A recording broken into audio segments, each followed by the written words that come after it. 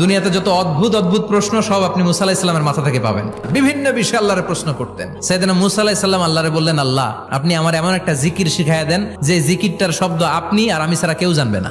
দিনে রাতে সব সময় এই জিকির আমি করব, আপনারে ডাকবো, কিন্তু শর্ত হলো এই জিকিরটা জানবে শুধু আপনি আর জানবো শুধু আমি। আল্লাহ বললেন, মুসা পড়ো লা ইলাহা ইল্লাল্লাহ।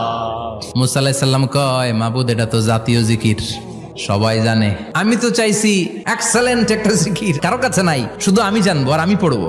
আল্লাহ বললেন, মুসা এই লা ইলাহাকে যদি এক পাল্লায় রেখে দাও, তামাম বিশ্ব, 7 আকাশ 7 জমিনটারে তুলে যদি তুমি আরেক পাল্লায় রেখে দাও, লা রাজাহাত কাফাতু লা ইলাহা ইল্লাল্লাহ, মুহূর্তের মধ্যে লা ইলাহার পাল্লা ভারী হয়ে যাবে। ও মুসা, তুমি যতই এক্সক্লুসিভ জিকির চাও, লা ইলাহার চেয়ে দামি জিকির আমার কাছে নাই।